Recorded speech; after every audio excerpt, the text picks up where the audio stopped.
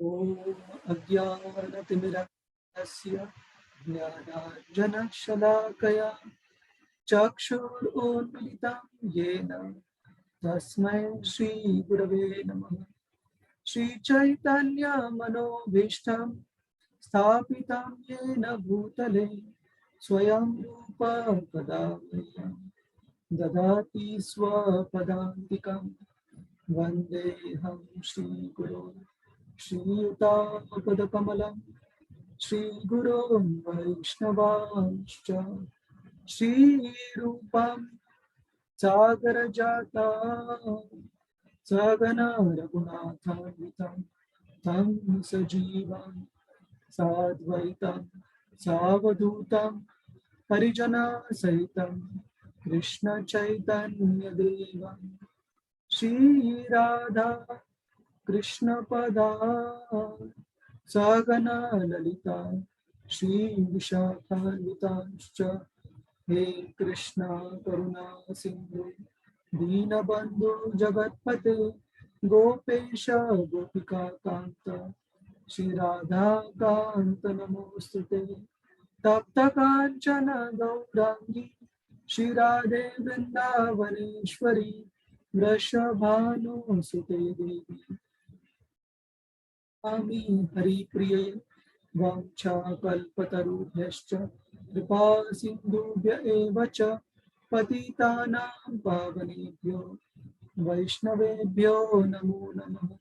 जय श्री कृष्ण चैतन्य प्रभु नित्यानंद श्री अद्वैत गदाधर श्रीवास आदि गौर भक्तवृंद हरे कृष्णा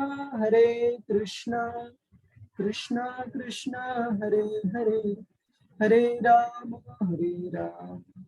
राम राम हरे हरे हरे कृष्ण।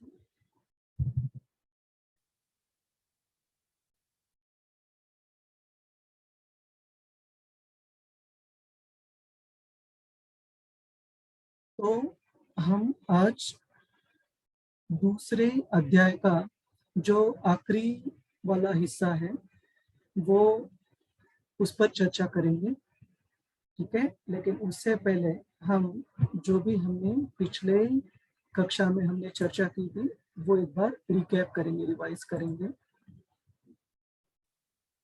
तो सबसे पहले शुरुआत करने से पहले मुझे ये बताना है कि मैंने कुछ आंसर शीट्स में से गो थ्रू किया हूँ, देखे जो आपने उत्तर लिखे ओपन बुक ऐसे प्रश्न के असाइनमेंट के, और बहुत अच्छे से मेहनत की आप सभी ने। तो मैं बहुत बहुत धन्यता और कृतज्ञता व्यक्त करना चाहता हूँ कि भक्ति शास्त्री अभ्यासक्रम का एक महत्वपूर्ण उद्देश्य ये भी है कि श्रील प्रभुपाद की जो किताबें जो पुस्तकें हैं उसका हम काफी विस्तृत और काफी गहराई में अभ्यास करें, और उन किताबों का जो सार है श्रील प्रभुपाद जी की शिक्षाओं का वो हम ग्रहण करके भगवान कृष्ण श्री चैतन्य महाप्रभु और श्रील प्रभुपाद जी के सेवा में उसे अर्पण कर सके, सेवा भाव में, जैसे बाकी भक्तों को भी ये इस ज्ञान का प्रचार प्रसार कर श्रील भक्ति विनोद ठाकुर जो हमारे संप्रदाय में एक महान आचार्य हुए और जिन्हें सातवें गोस्वामी, जो वृंदावन के 6 गोस्वामी थे उनके बाद सातवें गोस्वामी के रूप में भी माना जाता है, उन्होंने कहा है each one by being taught by one. हर एक भक्त शिक्षा प्राप्त करे बाकी भक्तों से, और किसी और व्यक्ति को, भक्त को भी वो ज्ञान देने का प्रयास करे। वो ज्ञान एकदम पूरी अच्छी तरह आने की जरूरत नहीं है। वो प्रचार प्रसार करने से भगवान हमें बुद्धि देंगे, ददामि बुद्धि योगम तम। अगर हम उनकी सेवा में अच्छे से अपनी बुद्धि को लगाएंगे, और बुद्धि योग के बारे में आज हम चर्चा करने भी जा रहे हैं, तो भगवान कृष्ण कहते हैं कि ऐसी बुद्धि उनकी सेवा में अर्पित करने वाले भक्त को वो जरूर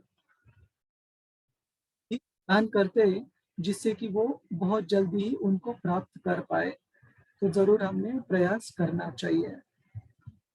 तो आप में से कोई भक्त वॉलंटियर करना चाहेगा? जो मुद्दे हमने पिछली कक्षा में चर्चा किए थे, बेसिकली हमने अर्जुन ने जो अलग-अलग कारण बताए, अलग-अलग उनके हिसाब से जो कारण बताए कुरुक्षेत्र में युद्ध न करने के, उसके बारे में भगवान कृष्ण कैसे खंडन कर रहे हैं, उसके बारे में हमने चर्चा की और पहले कुछ मुद्दे अर्जुन के कवर किए, हमने चर्चा की है। तो कोई बताना चाहता है कि ऑन अ हाई लेवल, ऊपरी सतह पर हमने क्या-क्या चर्चा की है? हरे कृष्णा।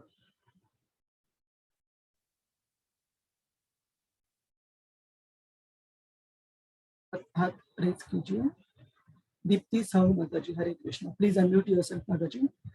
हरे कृष्णा प्रभु जी, दंडवत प्रणाम। धन्यवाद माता जी।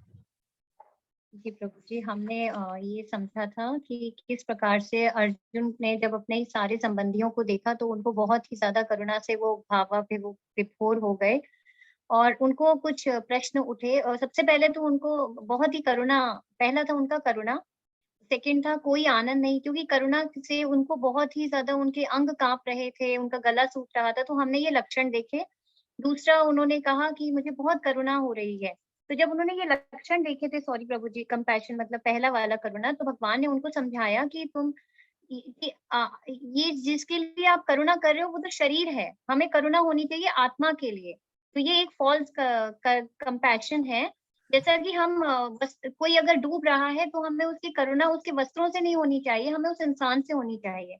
उसी प्रकार से आपको करुणा होनी चाहिए अपनी उस आत्मा के प्रति।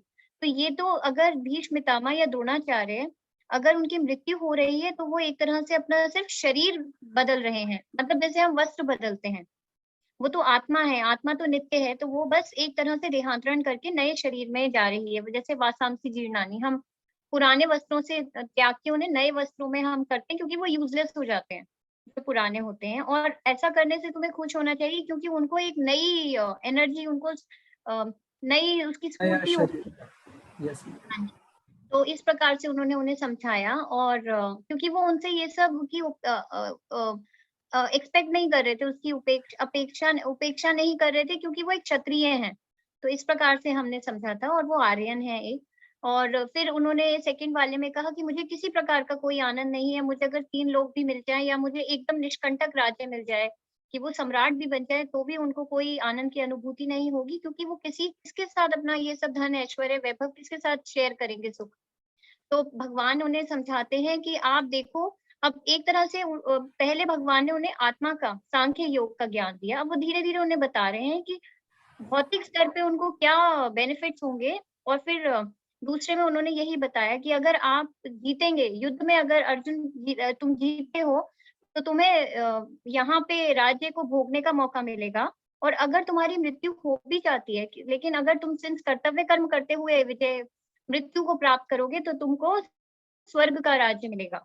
इस प्रकार से वो उन्हें समझाते हैं और फिर वो तीसरे में जब वो कहते हैं कि नहीं मुझे पापपूर्ण उनका भय है कि मुझे पाप लगेगा। तो भगवान बताते हैं कि अगर तुम अपने कर्तव्य कर्म का पालन नहीं करोगे तो तुम पाप के भागी बनोगे क्योंकि अपयश एक सम्मानित व्यक्ति के लिए अपयश उससे भी बढ़ के है, मृत्यु से भी बढ़कर है। और मान, तुम अपना अपमान। यश हाँ, खो दोगे। जी हाँ, जी हाँ। सॉरी। जी। तो तुम अपना यश खो दोगे, जितना तुम सम्मानित हो लोग तुम्हारी वो करेंगे, उपहास करेंगे तुम्हारा ये और ये कहेंगे कि तुमने कायरता से क्षेत्र धर्म युद्ध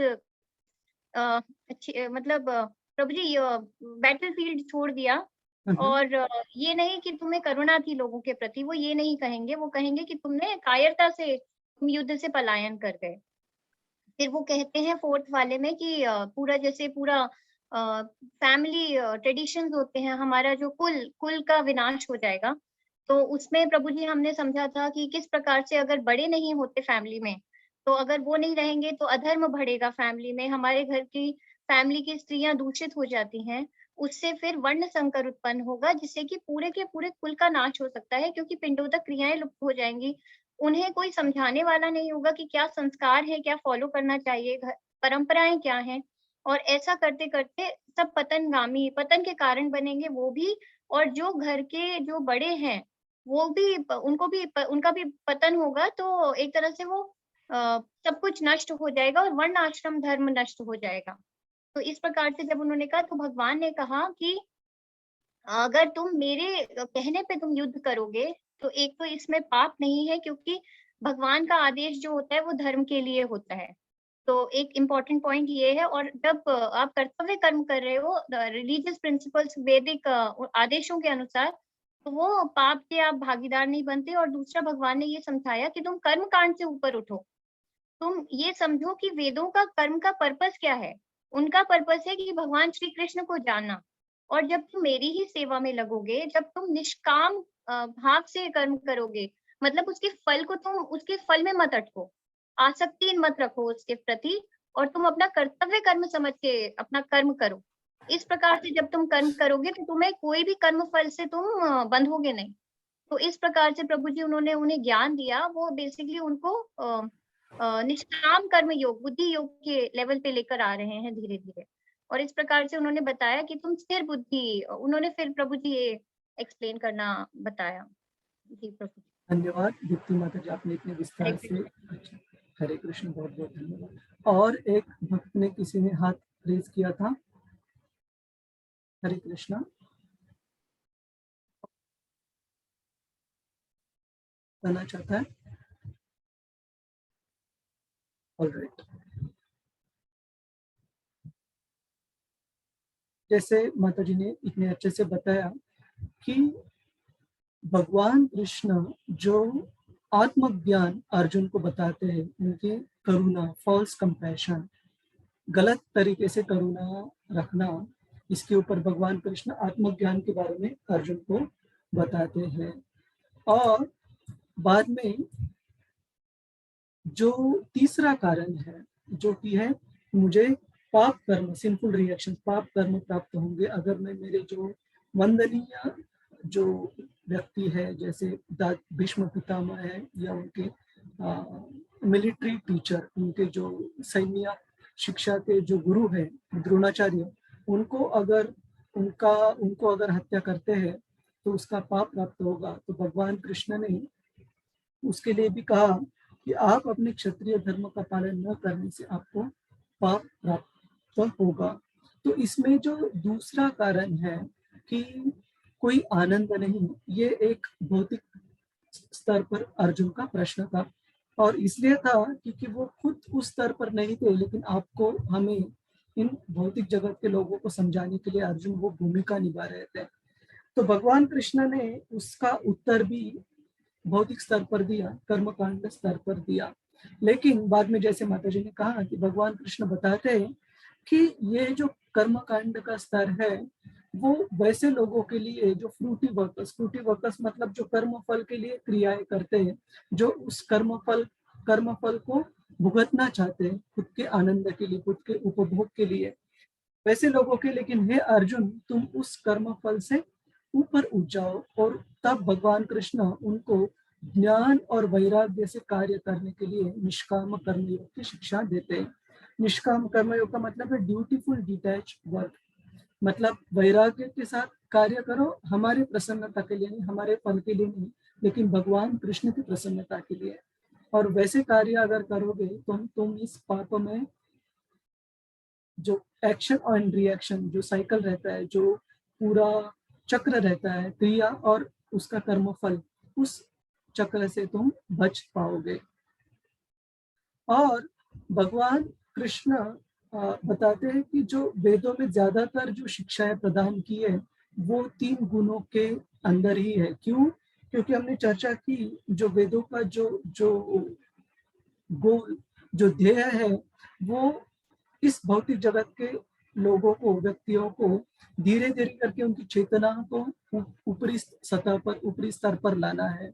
और ज्यादातर लोग जो है इस भौतिक जगत में, ज्यादातर नहीं, 99.99% वो भौतिक इच्छा से इस भौतिक जगत में है। जैसे हम हॉस्पिटल में जाएंगे और बोलेंगे कि यहाँ तो बीमार लोग बहुत ज्यादा है, हॉस्पिटल है तो बीमार लोग ही रहेंगे, है ना। तो भौतिक जगत में भी उसी तरह भौतिक तरीके से बीमार लोग, आध्यात्मिक तरीके से बीमार लोग यहाँ पर उपस्थित है। तो उन सारे लोगों की जो चेतनाएं हैं, भौतिक इच्छाओं के स्तर से धीरे धीरे आध्यात्मिक स्तर पर लाने के लिए जो वेदों में ज्यादातर कर्मकांड की भूमिका बताई गई है। और हमने ये भी देखा, 2 शब्दों के बारे में हमने विशेष चर्चा की। एक था व्यवसायत्मिका, व्यवसायत्मिका मतलब हमने इसमें विस्तार से चर्चा की कि कोई जो व्यापारी रहता है हमेशा अपने व्यापार में फायदा बनाने के लिए बहुत मेहनत करता है। उसे बहुत सारे दिक्कतों का, मुश्किलों का सामना करना पड़ता है, लेकिन वो अपने व्यापार को चलाने के लिए बहुत ज़्यादा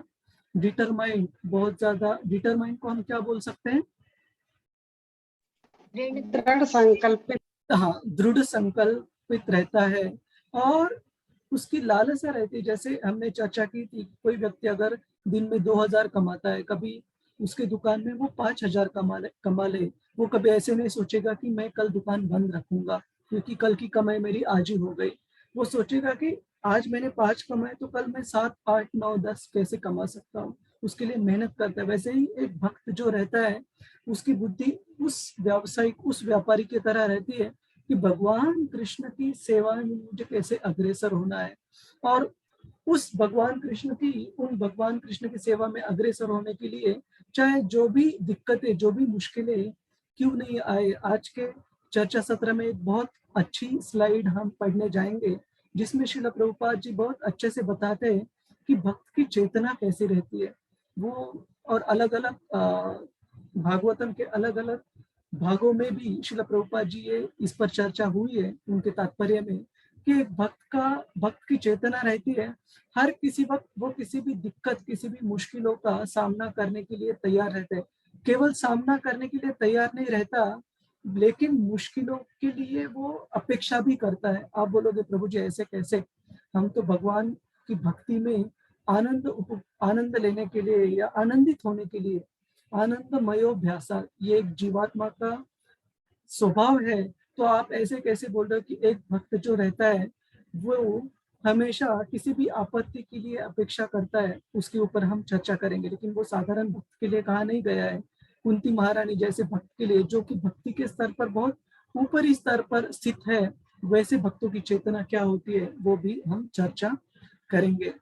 तो आत्मज्ञान हो गया, कर्म कांड हो गया, फिर निष्काम कर्म हो गया, अभी व्यवसायत्मिका बुद्धि भी हमने चर्चा की, और प्रत्यवायो न विद्यते हमने ये भी चर्चा की कि भगवान कृष्ण की सेवा में एकदम छोटे से छोटा कोई प्रयत्न, कोई सेवा अर्पण करता है तो भगवान उसे कभी भी भूलते नहीं है, और उस छोटी सी छोटी सेवा के लिए भी वे उस जीवात्मा को बड़ा अच्छा फल प्रदान करते, आध्यात्मिक फल, भौतिक फल नहीं, जो कि कभी नाश नहीं होता। और हमने अलग अलग उदाहरण देखे, जैसे गिलहरी का उदाहरण देखा था हमने, भगवान श्री रामचंद्र जी की सेवा में जो अपनी सेवा अर्पण कर रहे थी, या फिर हमने उस मूषक, एक चूहे का उदाहरण देखा कि वो भगवान विष्णु की मंदिर में जो दिया था, उसकी जो विक, उसकी जो बात थी वो खत्म होने वाली थी, तो चूहे के लोगों की कोई खाने की वस्तु है तो वो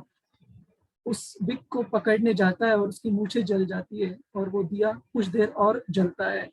तो उसको भी भगवान विष्णु एक सेवा भाव के रूप में स्वीकार करते और उस चूहे को भी वैकुंठ धाम प्राप्त हो जाता है। तो ऐसे अलग अलग अनेक उदाहरण है। हमने पूतना का भी उदाहरण पिछले कक्षा में चर्चा की थी कि पूतना एक खेचरी मतलब एक बच्चों को मारकर उनके खून पीने वाली एक राक्षसी के रूप में थी, राक्षसी थी, रूप में नहीं। और उन्होंने रूप तो बहुत सुंदर धारण किया था ताकि जो ब्रजवासी भक्त है उनको कोई भी शंका ना आए कि ये कई भगवान जो बच्चा है कृष्ण उसको हानि ना पहुंचाए। तो इसलिए वो एक सुंदर रूप में आई, जैसे कि ब्रजवासी भक्तों को लगा कि ये साक्षात लक्ष्मी यहाँ पर आई है वैकुंठ लोक से अपने जो नन्हे कान्हा है उनको आशीर्वाद प्रदान करने के लिए। और एकदम माँ की ममता के रूप में उन्होंने उस बच्चे को, जो भगवान कृष्ण छोटे बच्चे के रूप में उनको उनके पास गई, लेकिन उनकी जो मन में कूटनीति थी, जो मन में विचार था, वो अपने स्तन पर वो एकदम अहोबकियम स्तन कालकूटम, कालकूट मतलब सबसे गहरा, सबसे भयानक जो विष है उसको लगा कर आई थी ताकि इस बच्चे को वो मार पाए। तो भगवान कृष्ण ने उनकी जो दुष्ट, जो उनकी जो प्रवृत्तियां थी भगवान कृष्ण को हानि पहुंचाने की, उनको शुद्धता प्रदान की, पूरा शुद्धिकरण कर दिया। और उस शुद्धिकरण करने के बाद भगवान कृष्ण ने उसी पूतना को आध्यात्मिक जगत में अपने माँ का स्थान प्रदान किया। यशोदा माई की जो असिस्टेंट है, जो हेल्पर है, जो नर्स है भगवान कृष्ण की, उनका स्थान भगवान कृष्ण ने प्रदान किया पूतना को। तो ये अलग अलग उदाहरण हमने देखे। भगवान कृष्ण शास्त्रों में आते हैं कि भगवान कृष्ण की सेवा में छोटी सी छोटी कभी कोई विधि हम प्रदान करते हैं तो कभी वो व्यर्थ नहीं जाती। तो इस चर्चा के ऊपर आपका कोई प्रश्न है, कोई मुद्दा है जो जिस पर आप कुछ बताना चाहते हैं? हम आगे बढ़ने से पहले हरे कृष्ण। तो हम आगे बढ़ते हैं। तो ये अलग अलग भाग दिए दूसरे अध्याय के। अर्जुन ने आत्मसमर्पण किया, पूरी खुद की बुद्धि लगाने के बाद कि क्या करना चाहिए क्या नहीं करना चाहिए। और इस बुद्धि लगाने का उनका जो कंक्लूजन था वो असमंजस था, वो कुछ तय नहीं कर पा रहे थे क्या करना चाहिए क्या नहीं करना चाहिए। और भगवान द्वारा अलग अलग जो कारण दिए गए अर्जुन से युद्ध न करने के, उसका खंडन किया गया, वो भी हमने चर्चा की। और अभी दूसरे अध्याय के जो सबसे अंतिम जो भाग है, उसमें जो स्थितधीर मुनि, जो person with steadfast intelligence, जिनकी बुद्धि भगवत भक्ति में बहुत स्थिर है, विचलित कभी नहीं होती, ऐसे स्थित प्रज्ञ डिवोटी। प्रज्ञ मतलब one who is situated in, और स्थित मतलब जो स्थिर है, जिनकी बुद्धि बिल्कुल स्थिर है भगवान की भक्ति में, वैसे स्थित प्रज्ञ भक्त के बारे में अर्जुन पूछते हैं। और क्यों पूछते हैं? जब भगवान कृष्ण अर्जुन को बुद्धि योग के बारे में बताते हैं, और उसके मेरे ख्याल से 239 जो 39वां जो श्लोक है उसमें बताते हैं कि अचल बुद्धि वाले जो भक्त रहते हैं वे इस प्रकार से बुद्धि को भगवान कृष्ण की सेवा में लगाकर अचल बुद्धि मतलब स्थिर हो जाते हैं, उनकी बुद्धि कभी विचलित नहीं होती। तो अर्जुन जो रहते हैं वे काफी क्यूरियस, क्यूरियस को क्या बोल सकते हैं हम हिंदी में? जिज्ञासु। हाँ, उत्सुक, उत्सुकता उन्हें प्राप्त हो जाती है, जिज्ञासा उन्हें प्राप्त हो जाती है कि वैसे अचल बुद्धि के जो भक्त है वे कैसे है, और 4 प्रकार के वो प्रश्न उस स्थित प्रज्ञ भक्त के बारे में भगवान कृष्ण से पूछते हैं। तो आज की चर्चा हम यहाँ से शुरू करते हैं। तो कोई भक्त ये श्लोक कहना चाहेगा, गाना चाहेगा तो फिर हम सब दोहराएंगे। कृष्णा माता जी, कृष्णा माता जी, हरे कृष्णा। Please unmute. हरे प्रभु जी। हरे कृष्ण। अर्जुन उवाच जी, अर्जुन उवाच स्थित प्रज्ञस्य का भाषा समाधिस्थस्य केशव स्थितिधिं किं प्रभाषेत किमासीत् वर्जते किम। अर्जुन ने कहा, हे कृष्ण, अध्यात्म में लीन चेतना वाले व्यक्ति स्थित प्रज्ञ के क्या लक्षण है, वह कैसे बोलता है तथा उसकी भाषा क्या है, वह किस तरह बैठता है और चलता है। हरे कृष्ण। हरे कृष्ण। तो यहाँ पर अर्जुन 4 प्रश्न भगवान कृष्ण से ऐसे अचल बुद्धि वाले स्थित प्रज्ञ भक्त के बारे में पूछ रहे हैं कि वे कैसे बात करते हैं, वे उनके सबसे पहले उनके लक्षण क्या है, उनकी भाषा कैसे, उनके कैसे बात करते, कैसे भाषण करते हैं, और किस तरह बैठते हैं और किस तरह चलते हैं। तो ये जो सारे प्रश्न अर्जुन ने भगवान कृष्ण से किए, इसमें कुछ प्रश्नों का जो शब्दशः अर्थ है वही है, लेकिन कुछ प्रश्नों का अर्थ श्रील प्रभुपाद जी उनके अनुवाद में और तात्पर्य में बताते हैं। जैसे कि किस तरह बैठते हैं इसका मतलब क्या है, किस तरह चलते हैं इसका मतलब क्या है। तो आइए हम देखते हैं आगे। तो भगवान कृष्ण 55वें श्लोक में 2.55 बताते हैं अर्जुन को। मैं पूरी अपनी स्क्रीन शेयर करता हूँ, यहाँ पर 1 मिनट दीजिए बस।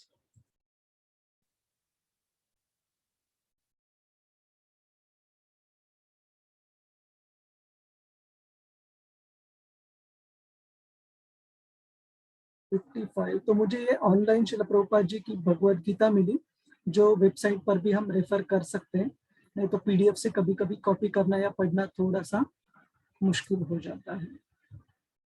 तो भगवान कृष्ण उत्तर में अर्जुन को बताते हैं, श्री भगवान उवाच अजहाति यदा कामान् सर्वान् पार्थ मनोगतान् आत्मन्नेवात्मना तुष्ट स्थितः प्रज्ञस्तदोच्यते। भगवान कृष्ण कहते हैं, हे पार्थ, जब मनुष्य मनोधर्म से उत्पन्न होने वाली इंद्रिय तृप्ति की समस्त कामनाओं का परित्याग कर देता है और जब इस तरह से वे विशुद्ध होकर, मतलब पूरी तरह से शुद्धिकरण होकर उसका मन आत्मा में संतोष प्राप्त करता है, तो वह विशुद्ध दिव्य चेतना को, स्थित प्रज्ञता को प्राप्त करता है, उसे स्थित प्रज्ञा कहा जाता है। तो जिसका मतलब है वे इन सारे जो उसकी इच्छा है उनको भगवान कृष्ण की सेवा में जब जुड़ता है तो उस व्यक्ति को स्थित प्रज्ञा कहा जाता है। और आने वाले श्लोकों में भगवान कृष्ण इसको और विस्तार में चर्चा करते हैं कि ये जो स्थित प्रज्ञता की अवस्था है वे अपने अलग अलग कार्यों से, जैसे उठना हो या फिर बैठना हो या फिर वाक्य बोलना हो, जैसे भाषण करना हो, तो ये व्यक्ति अपनी अलग अलग क्रियाएं किस चेतना में, किस तरीके से करता है जिससे कि वे स्थित प्रज्ञता को हासिल करता है, उस स्तर को हासिल करता है।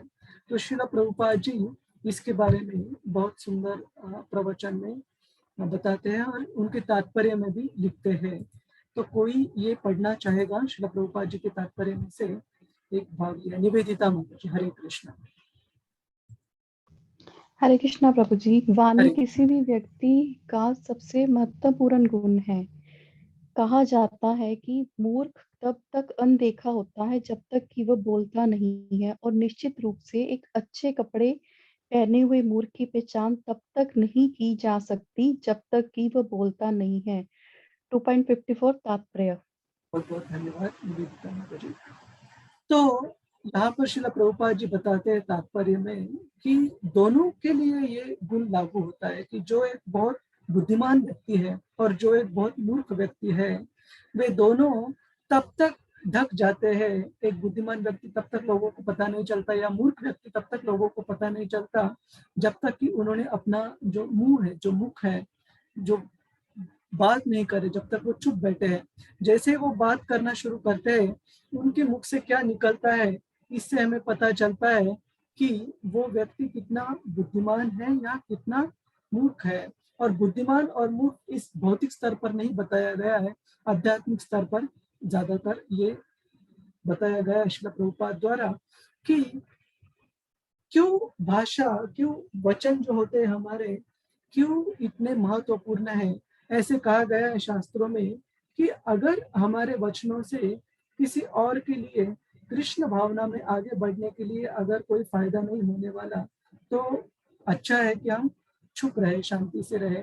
ऐसे कोई भी वचन जो कि श्री चैतन्य महाप्रभु बताते ग्राम्य भाषा, इसका मतलब है ग्राम्य कथा, सॉरी ग्राम्य भाषा नहीं, ग्राम्य कथा न बोलिबे, ग्राम्य कथा न सुनिबे। श्री चैतन्य महाप्रभु बताते हैं कि ये जो ग्राम्य कथा को हम हिंदी में क्या बोल सकते हैं, जो भी वचन भगवान की सेवा में आगे बढ़ने के लिए मदद नहीं करते, हिंदी में क्या बोलते हैं हम ग्राम्य कथा को? कोई बता सकता है इंग्लिश में? श्रील प्रभुपाद जी कौन सा शब्द इस्तेमाल करते हैं? गप करना होता सारे, जैसे में गप करना। हाँ, गपशप करना बेसिकली कृष्ण भावना को छोड़कर बाकी किसी भी चीज का, जैसे आज राजनीतिक इसमें क्या चल रहा है, क्या हलचल चल रही है, या फिर आज के तो जगत में आने वाली बाकी सारी घटनाएं जो हुई है उससे क्या। श्रील प्रभुपाद जी, जैसे हमने पिछली बार चर्चा किया था, श्रील प्रभुपाद जी बताते हैं कि ग्राम्य कथा के बारे में, जैसे ये सारे अखबार है, ये सारे जो नॉवेल्स रहते हैं, ये सारे मैगजीन से काफी सारे भौतिक जगत में उसमें सारे ज्यादातर जो चीजें रहती है 99.99% वो ऐसी रहती है कि जो कि कृष्ण भावना से उसका कुछ लेना देना नहीं है। तो श्रील प्रभुपाद जी बताते कि भक्त को ये सारी चीजें पता होने के बावजूद भी सब कुछ जो उसको कृष्ण लोक प्राप्त करने, कृष्ण भक्ति में अग्रसर होने के लिए जो भी पता होना चाहिए, भगवान कृष्ण की सेवा से सब वो ज्ञान प्रदान होता है। तो इसी प्रकार से जब वो ज्ञान बाहर आता है, जब व्यक्ति भाषण करता है, जब व्यक्ति बोलता है, तब श्रील प्रभुपाद जी यहाँ पर लिख रहे हैं कि एक मूर्ख व्यक्ति रहता है वो तभी तक ढका रह सकता है जब तक उसके मुख से कोई चीज बाहर नहीं निकलती। जैसे वो बात करना शुरू कर देता है, सारे आजू बाजू वाले व्यक्तियों को ये पता चल जाता है कि इस व्यक्ति की चेतना का स्तर कौन सा है, इस व्यक्ति की बुद्धि का स्तर कौन सा है। तो अर्जुन यहाँ पर इसलिए ये प्रश्न पूछ रहे हैं आपके और मेरे और हमारे सबके पता होने के लिए कि एक भक्त उसको कैसे जाना जा सकता है, उसके अलग अलग लक्षण क्या होते हैं।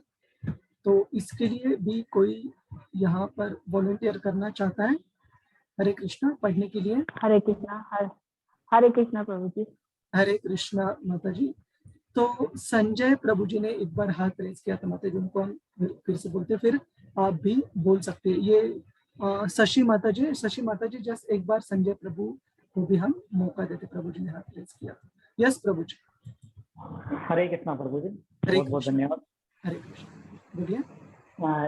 स्थित प्रज्ञ ऐसा कृष्ण भावना भावित व्यक्ति तीनों पापों के संघात से तनिक भी विचलित नहीं होता, क्योंकि वह इन कष्टों यानी पापों को भगवत कृपा के रूप में लेता है और पूर्व पापों के कारण अपने को अधिक कष्ट के लिए योग्य मानता है, और वह देखता है कि उनके सारे दुख भगवत कृपा से रंच मात्र रह जाते हैं। इसी प्रकार जब वह सुखी होता है तो अपने को सुख के लिए अयोग्य मानकर इनका भी श्री भगवान को श्रेय श्री भगवान को देता है।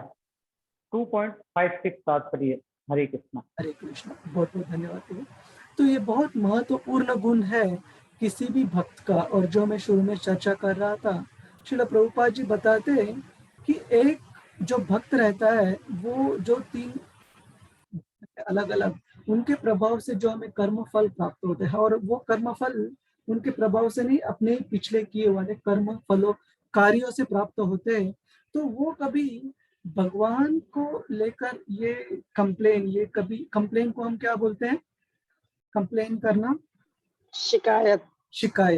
बहुत बहुत धन्यवाद माता जी। भगवान से कभी वो शिकायत नहीं करता कि हे भगवान आप मुझे ये कष्ट क्यों प्रदान कर रहे हो। इनफैक्ट उससे भी ऊंचा स्तर श्रील प्रभुपाद जी बताते कि एक भक्त जो रहता है वो हमेशा अपेक्षा करता रहता है कि इस भौतिक जगत में रह रहे तो कभी भी कोई भी दिक्कत आ सकती है, और उसके लिए उस परीक्षा के लिए हमेशा भगवान कृष्ण ने दी हुई उस परीक्षा में अच्छे नंबर प्राप्त करने के लिए वो हमेशा तैयार रहता है कि भगवान कृष्ण उन्हें कोई भी परीक्षा, कोई भी एग्जाम, कोई भी टेस्ट क्यों ना दो, वे हमेशा तैयार रहते हैं उस परीक्षा में अच्छे नंबर से पास होने के लिए। जिसका मतलब है कि कोई भी दुख क्यों नहीं आए, वे अपनी भक्ति को कभी भी उस सुख में हो या सारे दुखों में हो, कभी भी भक्ति को अफेक्ट विचलित नहीं होने देता।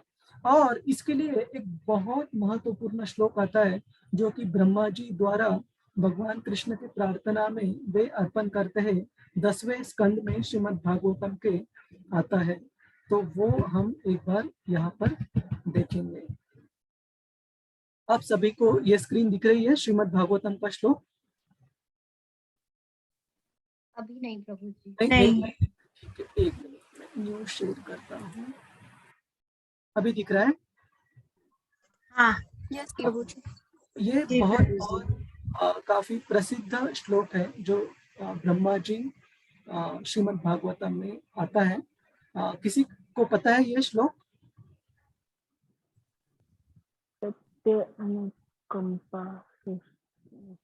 लेकिन आपने ये सुना है माता जी? ये श्लोक काफी प्रसिद्ध है, तो नहीं सुना। हम ये पढ़ेंगे और समझने की कोशिश करेंगे। तते अनुकंपा सुसमीक्षमानो गुंजान एवाकं रुद्वा वपुर्भिर्विदधं नमस्ते जीवेत यो मुक्तिपदे सदाय भाग।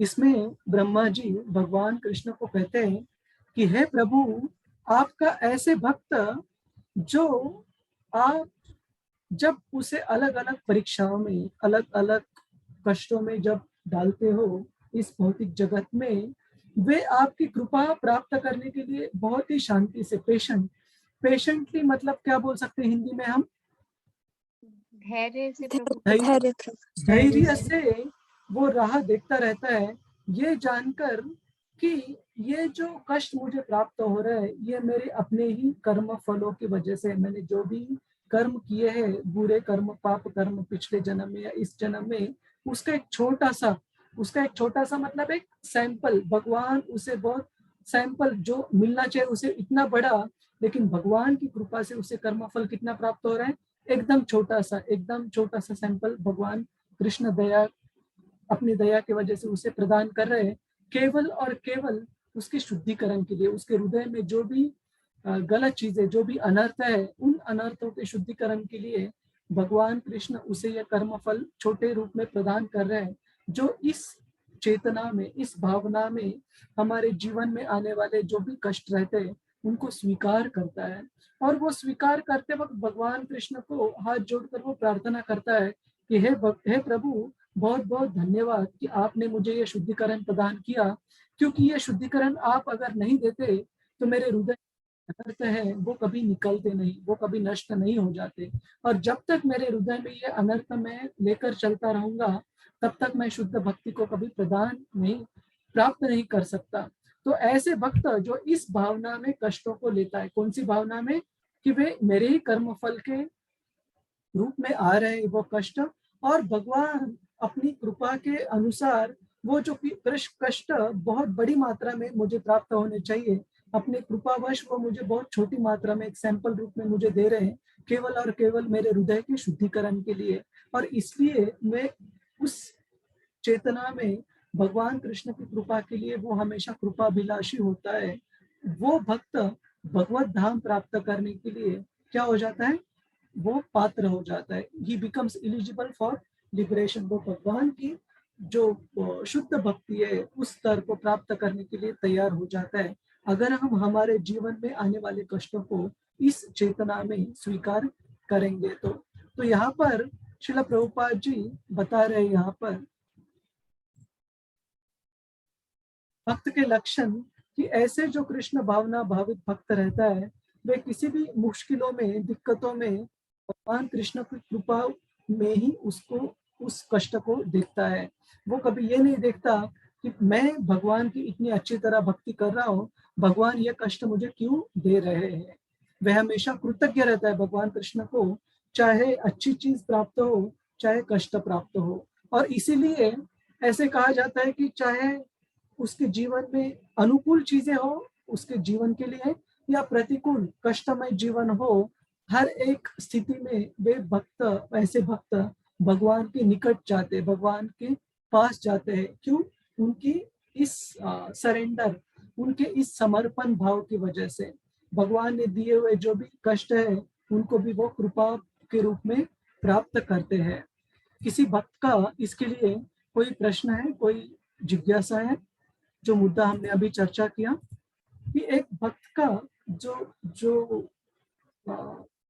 उनकी चेतना रहती है इस भौतिक जगत में कैसे रहती है, क्योंकि सबसे पहले तो भौतिक जगत का जो स्वरूप है वो ऐसे नहीं है कि सब कुछ अच्छा। इनफैक्ट भगवान कृष्ण कहते हैं दुखालयम और शाश्वतम, मतलब एक दुख के बाद दूसरा दुख आ ही रहा है। तो आप जब भी दुख नहीं है तो आपने सोचना चाहिए कि मैंने अपने आप को अगले आने वाले टेस्ट के लिए, एग्जाम के लिए मुझे तैयार रहना है, क्योंकि इस भौतिक जगत में दुखों को, कष्टों को बुलाने की जरूरत नहीं पड़ती, अपने आप वो आ जाते हैं। वंदना माता जी, कोई आपका सवाल है इस पर?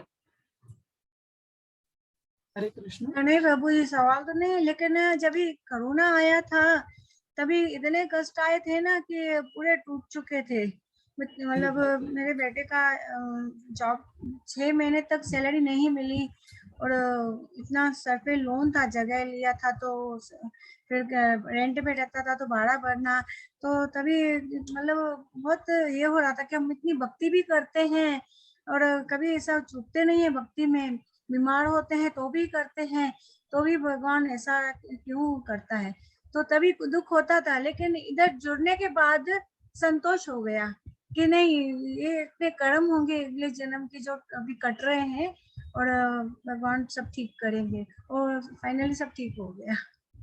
बहुत बहुत अच्छा लेकिन जब हुआ। ज्यादा कष्ट होता है तभी समझ में नहीं आता है, मतलब कि ऐसा क्यों हो रहा है, क्यों हो रहा है, थोड़ा फिर ज्ञान मिलता रहता है तो फिर समझ में आता है।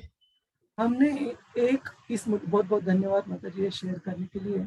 एक चीज हमने हमेशा याद रखनी चाहिए कि अगर हम 10वीं के कक्षा के विद्यार्थी हैं तो भगवान कृष्ण कभी हमें 12वीं का पेपर नहीं देंगे। अगर हम 12वीं कक्षा के विद्यार्थी है, भगवान कृष्ण हमें कभी ग्रेजुएशन का पेपर नहीं देंगे। तो हम अगर भक्ति में अच्छे से जुड़े रहेंगे तो भगवान उन कष्टों के साथ साथ हमें बुद्धि और शक्ति भी प्रदान करेंगे ताकि हम उनका अच्छे से कैसे उनके साथ अपनी कृष्ण भावना के जो कर्तव्य है उनको निभा के भी उन कष्टों का कैसे मुकाबला कर सकते हैं। मुकाबला मतलब उनको कैसे सह सकते हैं अपनी कृष्ण भावना अफेक्ट हुए बिना, है ना। ये हमेशा हमें याद रखना चाहिए। और दूसरी चीज और एक मुझे मुद्दा इस पर बताना था, काफी सारे बाहरी जो लोग जो कृष्ण भावना में नहीं है उनकी ऐसी समझ रहती है जो कि बिल्कुल सही नहीं है कि भगवान की कृपा मतलब क्या है। उनकी समझ रहती है कि भगवान की कृपा मतलब सब चीजें अच्छे से होना, धनम देहि विद्या देहि, सब कुछ अच्छे से होना। तो आप अगर ये समझ है भगवान कृष्ण की कृपा प्राप्ति की तो श्रीमद् भागवतम में इतने सारे भक्तों के उदाहरण आते हैं। कोई एक भक्त बताइए जिसके कि जीवन में कोई कठिनाई कोई कष्ट नहीं आया हो। या श्रील प्रभुपाद जी का भी जीवन देख लीजिए, एक समय ऐसे गया नहीं कि एक के बाद एक कोई दिक्कतें कोई मुश्किलें कोई कष्ट नहीं आए हो। या श्रीमद् भागवतम में से आप भी कोई भक्त की मुझे कथा बता सकते हो जिसमें कि उन्हें कोई कष्ट दुख प्राप्त नहीं हुआ है। तो दुख प्राप्त होने का मतलब ये नहीं कि कोई भक्त दुखी नहीं होता। We are not hard hearted, हम पत्थर दिल वाले नहीं है, है ना। लेकिन उस दुख में भी हम हमारी भगवान के प्रति जो समर्पण है, हम हमारी भगवान के प्रति जो भक्ति है उसे ढलने नहीं देते। वे भक्त का एक कैरेक्टरिस्टिक, भक्त का एक स्वभाव रहता है। तो जैसे एक उदाहरण देता हूँ, काफी बार लोग ये प्रश्न पूछते हैं कि भगवान ने अर्जुन को पूरा ये आत्मज्ञान पूरा भगवत गीता का ज्ञान युद्ध शुरू होने से पहले बता दिया और अर्जुन ने अच्छे से समझ लिया, तभी वो युद्ध लड़ने के लिए तैयार हो गए भगवान की भक्ति में। तो ये युद्ध शुरू होने के बाद 9वें दिन अश्वत्थामा की हत्या हो जाती है बहुत ही गलत तरीके से युद्ध भूमि पर। और सॉरी, अश्वत्थामा की नहीं, अभिमन्यु की। और अर्जुन जिन्होंने की आत्मज्ञान के बारे में सुना था, लोग पूछते हैं कि वो क्यों इतने व्यथित हो जाते हैं। उनको पता है कि ये शरीर नहीं है, आत्मा है। और ये प्रश्न श्रील प्रभुपाद जी को पूछा गया था एक व्यक्ति से कि क्या ऐसे है कि उन्होंने ये सारी चीजें थियोरेटिकली बस ठीक से समझी नहीं और जैसे ही कोई दिक्कत आ गई तो वो रोने लगे। श्रील प्रभुपाद जी ने कहा एक भक्त होने का मतलब ऐसे नहीं कि वन बिकम्स हार्ड हार्टेड। इसका मतलब ये नहीं कि कोई पत्थर दिल वाला हो जाता है। वो भी एक भक्त थे लेकिन एक व्यक्ति थे। तो उनकी भी अपनी बच्चे के लिए अपने बेटे के लिए भावनाएं थी जो कि बहुत बहुत स्वाभाविक है। लेकिन अपनी पुत्र की भावना में बहते हुए अर्जुन ने युद्ध करने से अपने कर्तव्य से मना नहीं किया। भगवान कृष्ण की सेवा में कर्तव्य में वे उतने ही तत्परता से आगे जाते रहे। 9वें दिन होने के बाद भी 10वें से लेकर 18वें दिन तक अपने कर्तव्य को निभाते रहे। तो इस प्रकार से हम देखते हैं कि भक्त का मतलब ये नहीं कि उन्हें दुख नहीं होता, हम पत्थर दिल वाले नहीं हैं। लेकिन भक्त का मतलब है कि उस दुख में भी जो भगवान कृष्ण के प्रति हमारा जो समर्पण है, भगवान कृष्ण के प्रति अपनी जो भक्ति है, वे भक्त कभी ढलने नहीं देते कठिन से कठिन समस्या में। इसके लिए और एक उदाहरण आता है व्यक्ति का जो कि संन्यास प्राप्त करना चाहता था और उनके एक सन्यासी गुरु थे। उन्होंने कहा था कि आपके साथ आपकी पत्नी जब तक विवाह जीवन में है, वैवाहिक जीवन में है, तब तक आपको उनके साथ रहना जरूरी है और उनके साथ रहकर भक्ति का पालन कीजिए, भक्ति में आगे बढ़िए। तो क्या हो जाता है कि इस व्यक्ति का, उनकी पत्नी का आयु बढ़ती है और आगे चलकर उस पत्नी का देहांत हो जाता है। और ये व्यक्ति, उसको याद आता है कि अपने गुरु ने हमें कहा था कि ये वैवाहिक जीवन में आप अपनी भूमिका निभाने के बाद मैं आपको संन्यास प्रदान करूंगा। तो वो व्यक्ति बड़े अभिमान से अपने गुरु के पास जाता है और अपने गुरु जैसे कि आध्यात्मिक अपने स्तर की अनुभूति प्रदान करने के लिए ये कहता है कि गुरु महाराज, मेरी जो पत्नी थी वो चल बसी, लेकिन उसे जाने के बाद मुझे बिल्कुल कतई भी दुख नहीं हुआ। तो उनके गुरु महाराज उनको क्या कहते हैं? उनके गुरु महाराज उनको कहते हैं, इसका मतलब आप अभी इस अपने पूरे जीवन को भगवान की सेवा में लगाने के लिए, संन्यास धर्म प्राप्त करने के लिए आप तैयार नहीं हो। आप जाओ और फिर से एक बार शादी कर लो, वैवाहिक जीवन जी लो और फिर से एक बार ये परीक्षा आपको देनी पड़ेगी। क्यों? क्योंकि गुरु कहते हैं कि अगर तुम अपने पत्नी की अपने जीवन में जो भी कंट्रीब्यूशन, जो भी उनका कंट्रीब्यूशन को हम क्या कहते हैं हिंदी में? योगदान। योगदान। जो भी आपकी अपने पत्नी, बहुत बहुत धन्यवाद माता जी, अपने पत्नी का जो भी योगदान रहा है आपकी अपनी कृष्ण भावना में, उसके लिए आप कृतज्ञ नहीं रह सकते, उनके लिए आपके आंखों में आंसू नहीं आ सकते, तो आप भगवान कृष्ण के लिए, उनकी सेवा में, उनके प्रेम में आपसे आंसू कैसे अपेक्षा की जा सकती है? तो आपको ये परीक्षा फिर से देनी पड़ेगी। तो इसमें हमने कुछ कुछ मुद्दे सीखे कि भगवान के भक्त ऐसे नहीं होते कि पत्थर दिल वाले या हार्ड हार्टेड है, उनकी भी भावनाएं रहती है, लेकिन वे किसी भी सुख या दुख की भावना में भी भगवान कृष्ण की भक्ति में जो विधि है, उन कार्यों को वो कभी ढलने या टालते नहीं है, हमेशा भगवान की भक्ति में वे लगे रहते हैं। इसके लिए रिसेंटली बहुत कुछ ही दिनों पहले, अराउंड 7 से 10 दिन पहले, और एक उदाहरण मुझे देखने में आया। एक बहुत ही महान भक्तों की कुटुंब में, जो कि इस्कॉन चौपाटी, जो मुंबई में हमारा बहुत सुंदर इस्कॉन का एक मंदिर है, वहाँ के कांग्रीगेशन, वहाँ के भक्त समाज में एक भक्त कुटुंब है जो कि हस्बैंड वाइफ बहुत ही अच्छे तरह भक्ति का पालन करते हैं। और केवल भक्ति का पालन नहीं, वो भक्ति वेदांत हॉस्पिटल नाम के जो भक्तों का जो उस मंदिर का, इस्कॉन चौपाटी का एक अस्पताल है, उसमें भी अपनी सेवा प्रदान करते हैं। तो उनकी ऐसी बच्ची का देहांत हो गया जो कि एक दिव्यांग रूप में जिसे शरीर प्राप्त हुआ था, और वो बच्ची को उन्होंने एकदम प्रेम से 20 साल तक, अभी उसका 20वां बर्थडे आने वाला था, मतलब वो 20 साल की होने वाली थी, 19 साल की उसकी पूरी उम्र पूर्ण थी। साल की बच्ची का देहांत हो गया क्योंकि वो, उसका शरीर ऐसे था दिव्यांग अवस्था में कि प्रतिकार शक्ति थी वो कम होती गई थी।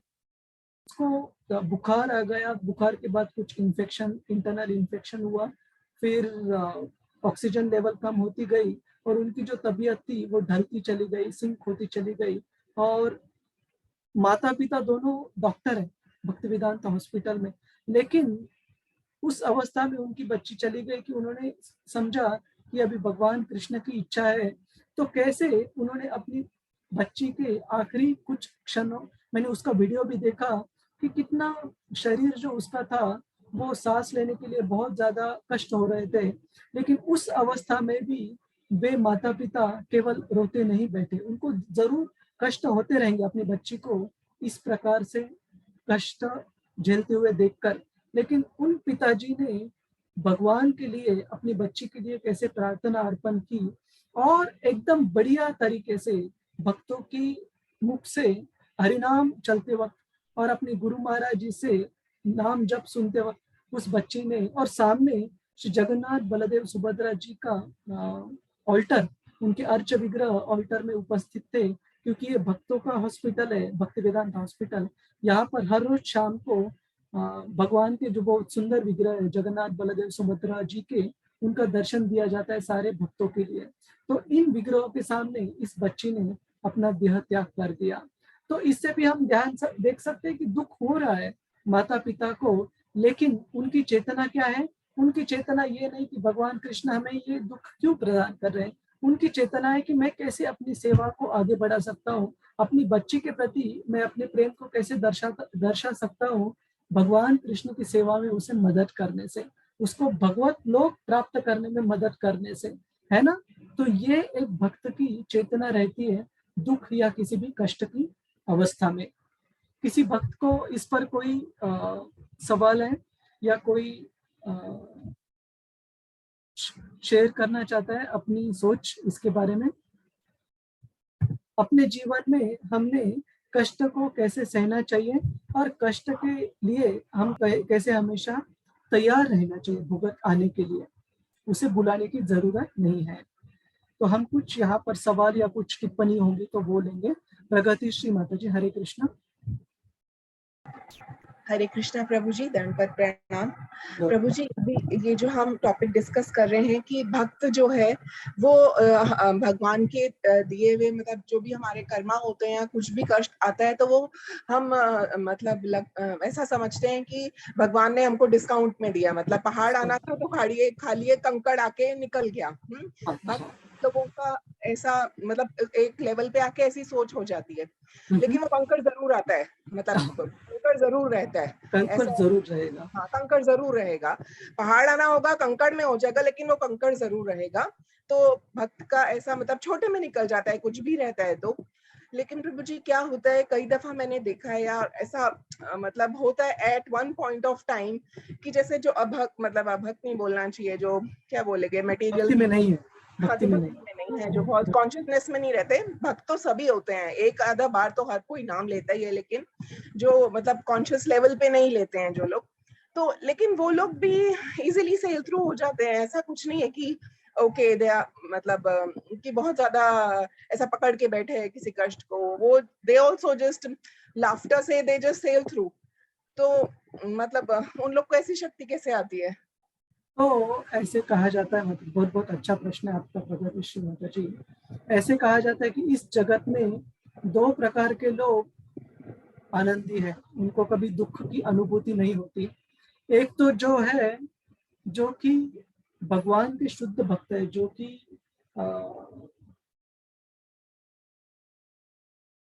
भक्ति के उस स्तर को प्राप्त किया है कि अवधूत या फिर इस भौतिक जगत के आनंद या दुख से परे हो गए। या फिर दूसरे प्रकार के व्यक्ति है जिनको कभी दुख की अनुभूति नहीं होती, वो है पागल लोग, जिनकी स्मृति पूरी तरह स्मृति भ्रंश हो गया हो।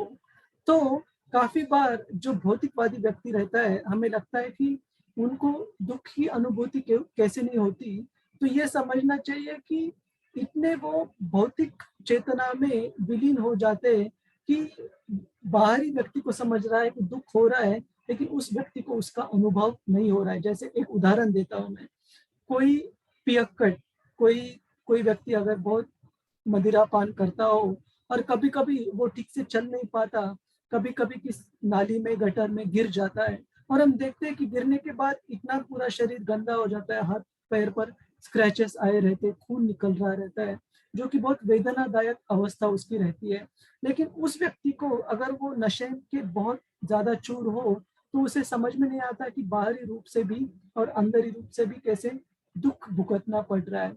लेकिन जैसे ही वो नशे का जो प्रभाव है वो कम होता जाता है, उस व्यक्ति को दुख की अनुभूति होती है और कष्ट भुगतने पड़ते हैं।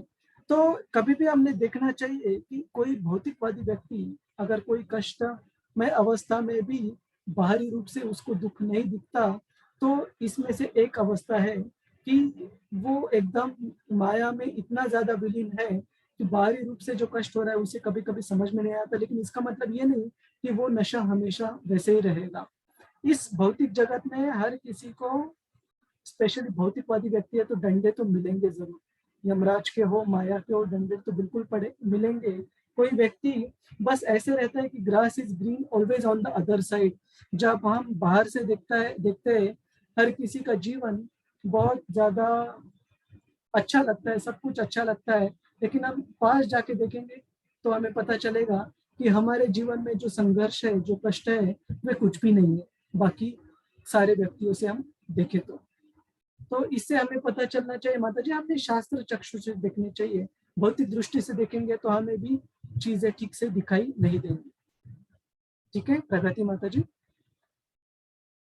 और अंत में ये हमें पता होना चाहिए कि चाहे सुख हो, दुख हो, कष्ट हो, नहीं हो, अंत में मराठी में एक संत तुकाराम महाराज का एक अभंग है जिसमें वे कहते हैं, एवढ्यासाठी केला सगळा खटाटोप, शेवटचा दिवस गोड व्हावा।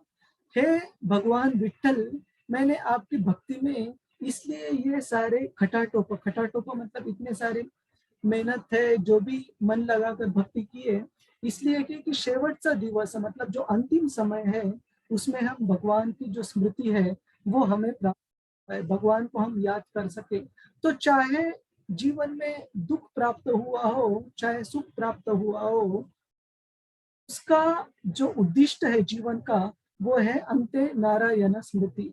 अगर वो नहीं प्राप्त हो रहा है माता जी, तो भौतिकवादी व्यक्ति के लिए भी पूरे जीवन में जो भी भौतिक सुख उसने प्राप्त किया है उसका सब नल एंड वॉइड, मतलब इसका मतलब सब कुछ वो जीरो में है।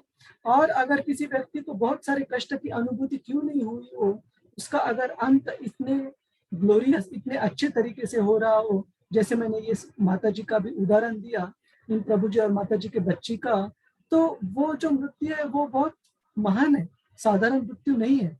जब भक्तों के संगों में भक्त जब भगवान का नाम उच्चारण कर रहे हो और भगवान के अर्च विग्रह जब सामने हो, तब मृत्यु आना इतनी साधारण मृत्यु नहीं है। तो हमने कभी भी यश की व्याख्या उस प्रकार से देखनी चाहिए कि अंत में कोई अगर भगवान की भक्ति में चेतना को प्राप्त कर सकता है तो वो सही में यश है, या फिर उस व्यक्ति का जीवन सही में सफल हो रहा है। अगर सिर्फ भौतिक सुख के आधार पर हमें ये तय नहीं करना चाहिए कि किसी का जीवन सफल है या असफल है। ठीक है प्रगतिशील माता जी। हरे कृष्ण प्रभु जी। हरे कृष्ण। जय माला माता जी। हरे कृष्णा, पूछिए। हरे कृष्णा प्रभु जी, दंडवत प्रणाम। प्रभु जी, मेरा एक भक्त के संबंध में ही क्वेश्चन है। जैसे हमने भगवत गीता में पढ़ा है, भगवान न्यायाधीश है ना, तो भगवान अगर न्यायाधीश है तो वो किसी के साथ पक्षपात नहीं करते हैं, जिसका जैसा कर्म होता है वैसा उसको फल दिया जाता है।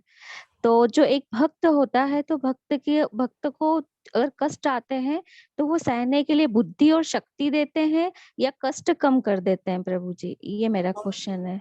दोनों कर देते हैं। देखिए, कष्ट कितने कम करना है वे तो भगवान की स्वेच्छा के ऊपर, उनको पता है मेरे लिए कौन से औषधि की मात्रा कितनी होनी चाहिए।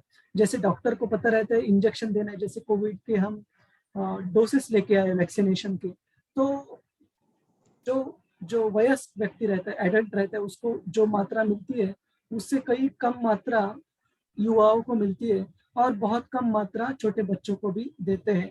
तो डॉक्टर को पता है कितनी मात्रा में देना है। उसी तरह भगवान कृष्ण को पता है हमें भक्ति में सजग करने के लिए, हमें भक्ति में जागरूक करने के लिए, हमें भक्ति में आगे बढ़ाने के लिए कौन सी चीज जरूरी है, तो वो मात्रा उनको परफेक्ट इसमें पता है माता जी। तो चाहे दुख इतना आ जाए या बहुत बड़ी मात्रा में आ जाए, हमने ये समझना चाहिए कि कृष्ण की जो समझ है मेरी समझ से कहीं अच्छी है। तो उन्होंने अगर कोई चीज मेरे जीवन में लाई हो तो ये जरूर हमने समझना चाहिए कि इस कष्ट को मैं किस प्रकार से फेस करूं, किस प्रकार से सामने जाऊं, ताकि मैं कृष्ण भावना में आगे बढ़ सकूं, अग्रसर हो सकूं। ये एक भक्त की चेतना होनी चाहिए। तो भगवान कृष्ण दोनों करते हैं, कष्ट कम भी करते, लेकिन कम करने का मतलब ये नहीं कि कितना कम करते, उनको अच्छे से पता है हमारे लिए क्या जरूरी है और क्या नहीं है। ठीक है, हमें विश्वास होना चाहिए। ठीक है प्रभु जी, थैंक यू। जैसे एक उदाहरण देता हूँ मैं जयमाला माता जी आपको। श्रील प्रभुपाद जी के समय में एक बार जो भक्त थे वे सेवा कर रहे थे सब्जी कटिंग की, है ना, जो सब्जियां थी मंदिर में आई थी जी भगवान के लिए भोग बनाने के लिए और फिर प्रसाद लेने के लिए, ये सब्जी कटिंग कर रहे थे, तो एक भक्त की सब्जी कटिंग करते वक्त चाकू से उंगली थोड़ी कट आ गया और खून आने लगा। तो थोड़ा कष्ट तो होता ही है बिल्कुल। भक्त जी बाद में शिला प्रभुपाद जी के पास गए और शिला प्रभुपाद जी को पूछा कि शिला प्रभुपाद, मैंने तो अभी भक्ति में मार्ग का मैं पालन कर रहा हूँ, भक्ति कर रहा हूँ, करने की कोशिश कर रहा हूँ, तो फिर भी भगवान कृष्ण ने मेरी जो उंगली है उस पर कट क्यों आने दिया? तो श्रीला प्रभुपाद जी कहते हैं, actually your throat was supposed to be cut. अगर तुम भौतिक तरीके से देखा जाए तो तुम्हारा गला कटने वाला था तुम्हारे कर्मफल के हिसाब से, क्योंकि तुम भक्ति में हो। भगवान कृष्ण ने बहुत ही छोटी सी सैंपल सी सजा दे रहे हैं तुम्हें, कष्ट दे रहे हैं कि तुम्हारी उंगली थोड़ी सी कट हो गई, थोड़ा सा कष्ट हो रहा है, ठीक हो जाएगा, चिंता मत करो। लेकिन जहां गला कटने वाला था वहां भगवान कृष्ण उंगली पर निभा दे रहे हैं, है ना। तो हमने यही हमेशा सोचना चाहिए कि मेरे जो कर्मफल है उससे मुझे इतना बड़ा दुख प्राप्त होना चाहिए, लेकिन भगवान की कृपा है कि मुझे इतना सा दुख भगवान एकदम सैंपल रूप में दे रहे हैं। जी प्रभु जी, मतलब प्रभु जी ये है कि भगवान अपने भक्तों पे विशेष कृपा करते हैं। विशेष भले ही वो न्यायाधीश है, बट भक्तों पे विशेष कृपा करते हैं। हाँ, ये भी भगवत गीता में कहा गया है और श्रीमद् भागवतम में भी इसका वर्णन आता है कि सभी के लिए वे इक्विपॉइज्ड है, सभी के लिए समान है। समान है, लेकिन जी अपने भक्त के ऊपर उनकी विशेष कृपा रहती है। क्यों? क्योंकि वे भक्त अपने भक्ति भाव में उनको उस तरह से समर्पित है और भगवान भी उन्हें उसी तरीके से समर्पण करते भक्त को। ठीक है, तो और फिर भी ये करने के बाद भी भगवान सारे जीवों को समान रूप में आदान प्रदान करते हैं। क्यों? ये हम समझ सकते हैं कि किसी भी जीव को भक्त बनने से रोका नहीं गया है ना। अगर जी गवर्नमेंट किसी पर्टिकुलर ग्रेड के व्यक्तियों को 50% छूट दे रहा हो, लेकिन उस ग्रेड को प्राप्त करने के लिए अगर किसी भी व्यक्ति के ऊपर कोई रेस्ट्रिक्शन नहीं हो, कंस्ट्रेंट नहीं हो, तो गवर्नमेंट फिर भी सभी लोगों को सेम तरीके से, इक्वल तरीके से ट्रीट कर रहा है। क्यों? क्योंकि किसी भी व्यक्ति को कोई कंस्ट्रेंट नहीं रखी है भगवान ने उनकी भक्तिमय जीवन में आने के लिए, प्राप्त करने के लिए। लेकिन कोई अगर भक्तिमय जीवन में आता है तो भगवान उस पर जरूर विशेष कृपा देते हैं। तो ये दोनों चीजें कंसिस्टेंट है, इसमें कोई इनकंसिस्टेंसी नहीं है। ठीक है, जी जय प्रभु माता। जी, थैंक यू प्रभु जी। हरे कृष्णा हरे कृष्णा। हम आगे बढ़ते हैं। और संजय प्रभु, आपका भी हाथ रेस था, कुछ आपका सवाल है? हरे कृष्णा प्रभु जी। हाँ प्रभु जी, मैं तो ये एक वो याद आ गया था, जैसे दो दोस्त बाइक के ऊपर चल रहे थे, तो उसमें जो है चलते चलते उनका एक्सीडेंट हो जाता है। तो एक कृष्ण भावना भावित होता है, एक ऐसे ही होता है। बहुत ही तो जब एक्सीडेंट हो जाता है तो एक बोलता है, अरे भगवान मेरा क्या हो गया, मेरा पैर कैसे टूट गया। लेकिन भक्त क्या कहता है, हे भगवान, इतना बड़ा एक्सीडेंट होके भी मेरा आपने एक पैर बचा लिया, बल्कि आपके मेरे हिसाब से तो दोनों टूटने थे, लेकिन आपकी कृपा की वजह से मैं जो है मेरा एक पैर बच गया, एक का आपने थोड़ा सा नुकसान किया। तो ये भक्त और अभक्त में इतना सा फर्क है, ये थोड़ा सा याद आ गया था मेरा। मैं क्या गौरीकांत प्रभु जी वाली क्लास में सुने तो ये याद आ गया था। हरे कृष्णा। बिल्कुल सही बात बोली आपने प्रभु जी, संजय प्रभु ने, और बहुत बहुत धन्यवाद ये शेयर करने के लिए। तो एक भक्त जो रहता है वे अपने कष्ट के समय में भी भगवान के प्रति तज्ञ रहता है कि हे भगवान, आपने कष्ट जो भी दिए मैं परीक्षा के रूप में लेता हूँ और ये मुझे आने ही चाहिए, क्योंकि मेरा कर्मफल वैसे पहले मैंने कुछ बुरे कर्म किए रहेंगे। और इस प्रकार से भक्ति के जो अपने कार्य वो अफेक्ट नहीं होने देता। तो हम आगे बढ़ते हैं। ये थे पहले प्रश्न का उत्तर कि एक भक्त की लक्षण क्या है, भक्त की चेतना क्या रहती है। तो अभी हम आगे वाले लक्षण देखेंगे कि भक्त उनके जो कार्य आदान प्रदान रहते हैं, जो बैठता है, जो उनके भाषण रहते, वचन रहते हैं, किस प्रकार से ये कार्य भक्त करता है।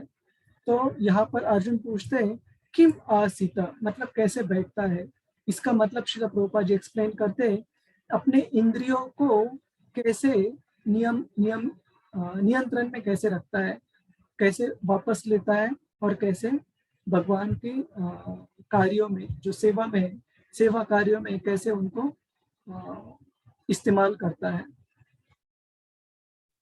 यहाँ पर उदाहरण दिया गया है भगवान कृष्ण द्वारा भगवत गीता में एक कछुए का, कि एक कछुआ, आपने देखा होगा कि जब भी कोई मुश्किल आती है, जब भी कोई कठिनाई का समय आता है, अगर आप उसे टच करने जाओ, जो भी जाओ, सबसे पहले वो क्या करेगा, अपनी जो मान रहते, जो सर रहता है, और जो हाथ और उसके पैर, जो 4 लिम्स रहते हैं, उसको वो अंदर खींच लेता है ताकि अपनी सुरक्षा हो सके, है ना।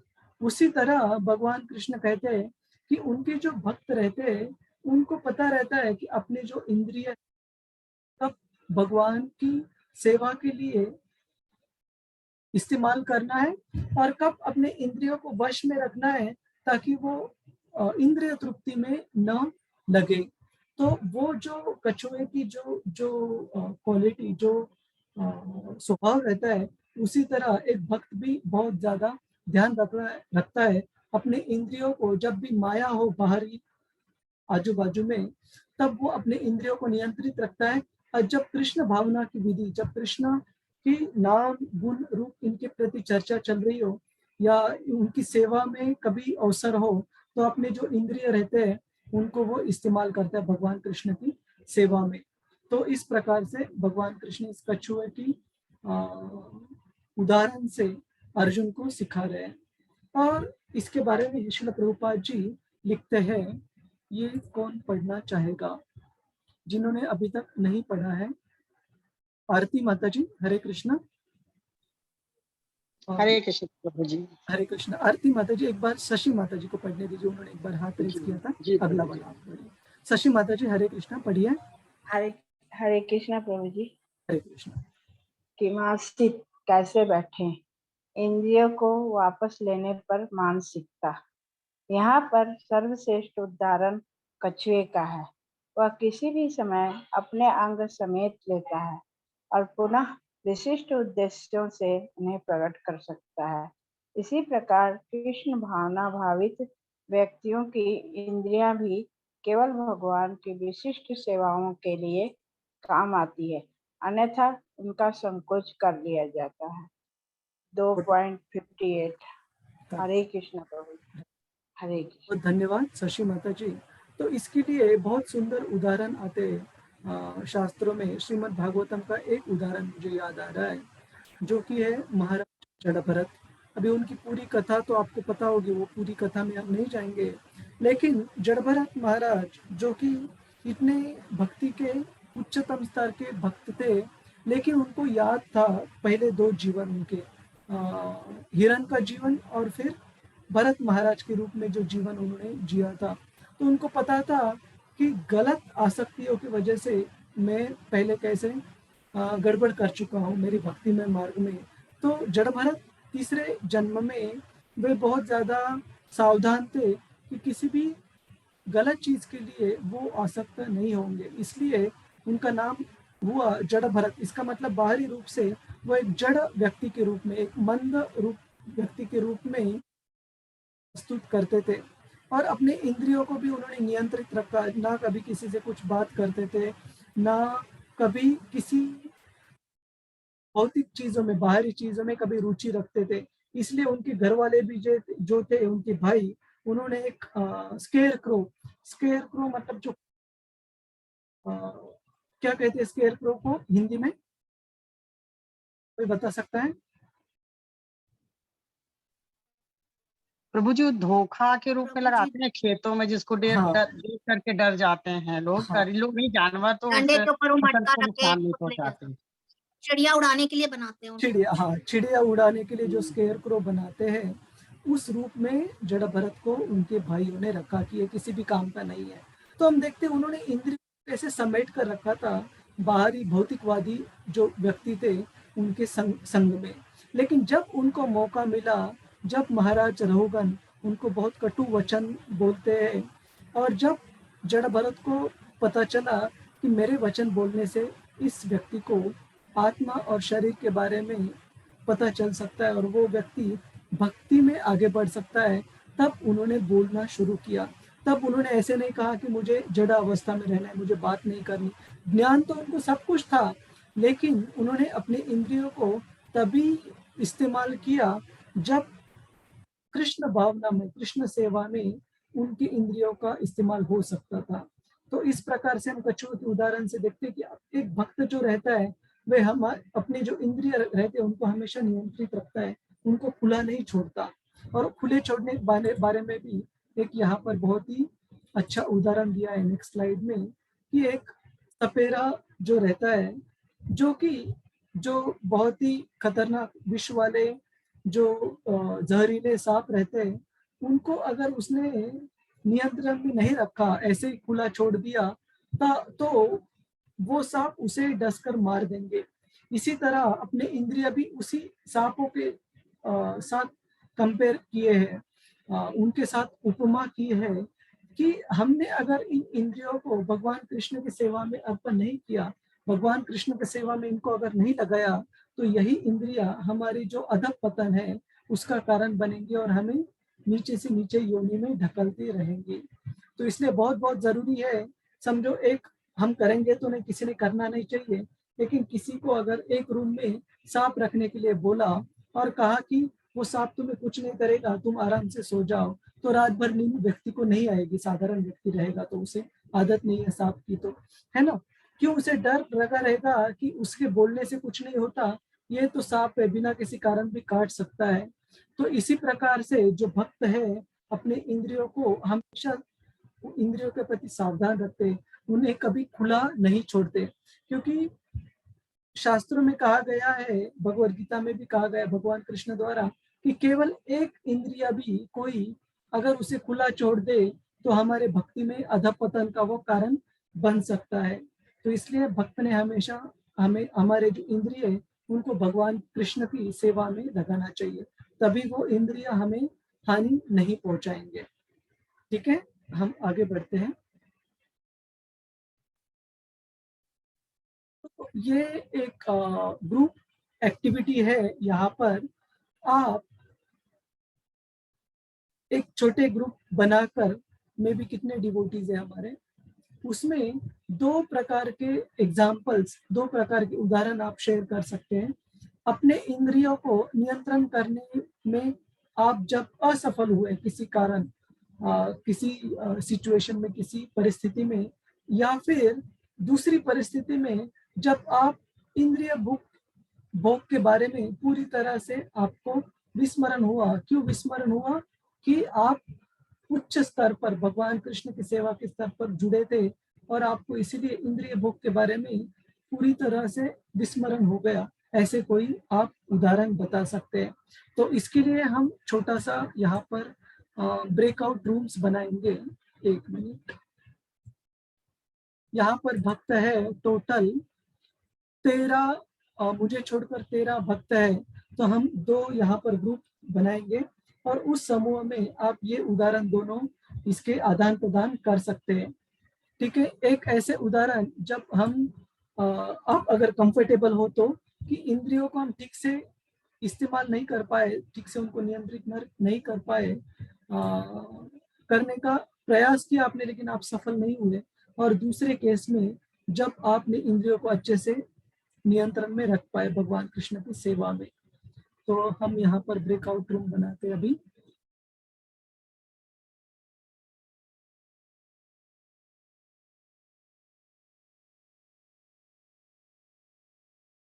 और इसके लिए हम 5 मिनट का समय देंगे, उसके बाद फिर से हम मेन रूम में आएंगे और चर्चा करेंगे। हरे कृष्णा। किसी का कोई सवाल है इस ग्रुप एक्टिविटी के बारे में? सबको क्लियर है क्या करना है? आरती माता जी। हरे जी प्रभु जी।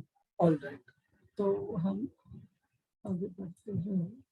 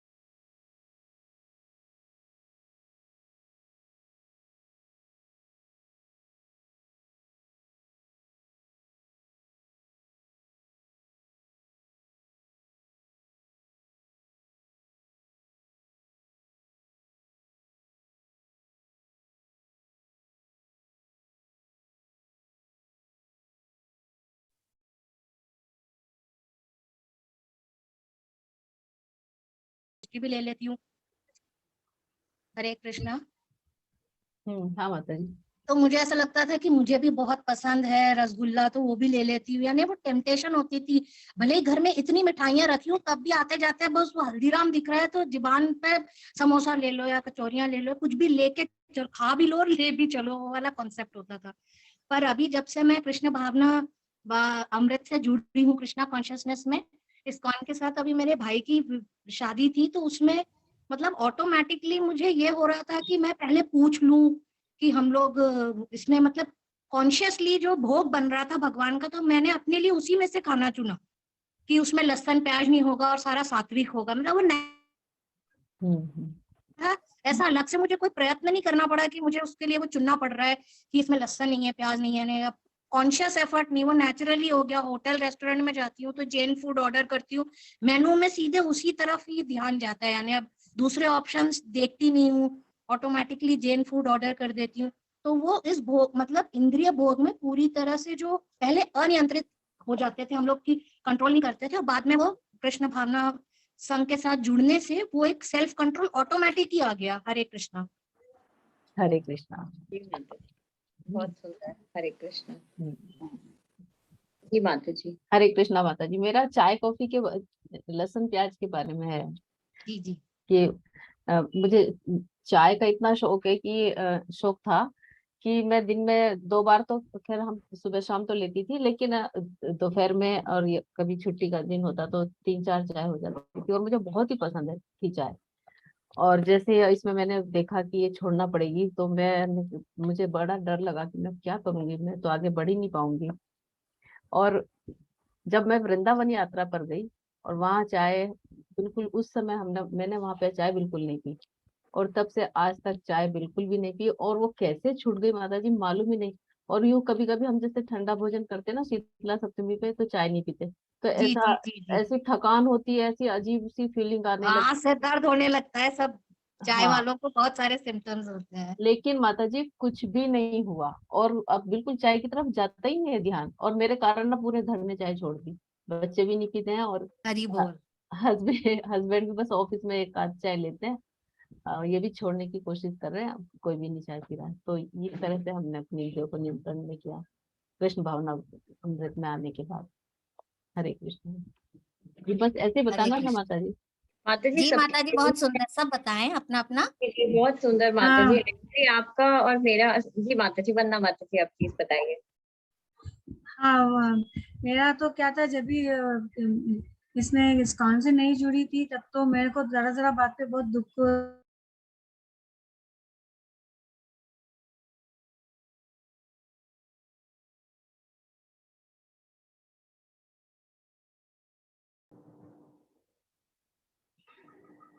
हरे कृष्णा। हरे कृष्णा। हरे कृष्णा माता जी। प्रगति माता जी, आप ये जरूर बताइएगा जो क्लासेस हम लोग जरूर जी, जरूर। आपका भी, उसमें जो जयमाला माता जी और हाँ, रजनी माता जी का भी, और मेरा भी जो अनुभव है, मैं ये तीनों अनुभव शेयर करूंगी ग्रुप में। जी और जी। किसी का कोई अनुभव है? आरती माता जी, आप अपना अनुभव शेयर कर दीजिए अगर कुछ हो तो।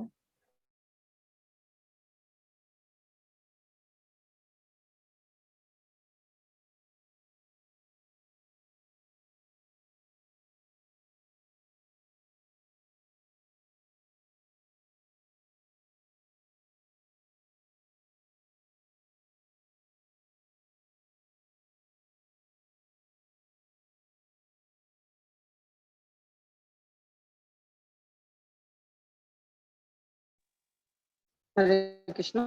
वही मैं बोल रही थी कि अब ऐसा है कि अच्छा, अभी प्रभु जी आ चुके हैं। माता जी बोल दीजिए, कोई बताइए।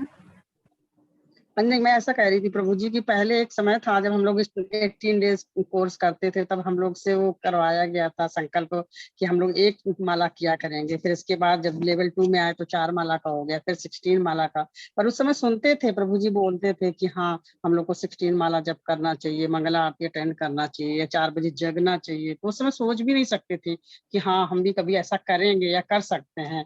पर अब वो अनुभूति हो गई है, और वो तो अब ऐसा कोई दिन होता ही नहीं है, या हम इस बात की भी कल्पना नहीं कर सकते हैं कि हम उस समय नहीं जगेंगे या मंगला आरती अटेंड नहीं करेंगे, या जो भी हम आदेश मिले उनका पालन नहीं करेंगे। जी प्रभु जी। तो इस समय इंद्रिय भोग के बारे में हम लोग एकदम से भूल जाते हैं उस स्तर से उठने के बाद। हरे कृष्ण। श्री हरि प्रिया माता जी, आप कुछ शेयर करना चाहती हैं अपने हरे हाथ? यस प्रभु जी, मुझे लगा वो ब्रेकआउट रूम गया था हमारे ग्रुप को रेप्रेजेंटेशन के लिए। अच्छा, आवाज थोड़ा आपका ब्रेक हो रहा है माता जी, फिर से बताइए। हरे कृष्ण। हरे कृष्ण प्रभु जी, मेरी आवाज आ रही है? हाँ माता जी बोलिए। यस माता जी, स्पीक अप। ओके प्रभु जी, हमारे ग्रुप में जी, दीप्ति माता जी, निवेदिता माता जी, मैं स्वयं और करिश्मा माता जी थी। करिश्मा माता जी नेटवर्क से लीव आउट हो गई, तो वो इस विषय और चर्चा में शामिल नहीं हो पाई। मेरा जो खुद का अनुभव रहा है कि पहले मैं बहुत ज्यादा लुभावने और अच्छे स्वादिष्ट व्यंजन देखकर अपने मन को नियंत्रित नहीं कर पाती थी, परंतु जब से कृष्ण भावना भावित मिशन के साथ जुड़ी हूँ कृष्णा कॉन्शियसनेस में, अब वो मुझे ऑटोमेटिकली, जैसे अभी मेरे भाई की शादी थी तो वहां पर भी जो भोग चढ़ता है भगवान को पहले, तो वो नेचुरली मैंने उसी मेनू में से अपने लिए खाना चुना। यानी अब मेरा मन उन चीजों की तरफ आकर्षित ही नहीं होता जो जिनमें लहसुन प्याज है, और रेस्टोरेंट जाने पर भी मैं अपने लिए सिर्फ जैन मेनू में से ही सिलेक्ट कर लेती हूँ जो ऑटोमेटिक आता है। यानी पहले आप शुरू में जाते थे तो पहले पूरा मेनू शुरू से लेकर एंड तक क्या है, और अब ध्यान ही नहीं जाता कि कुछ भी मिल रहा हो वो स्पेशलिटी हो, पर अब सीधे जैन मेनू की तरफ ही मैं अब ऑटोमेटिकली चला जाता है। हरे कृष्णा।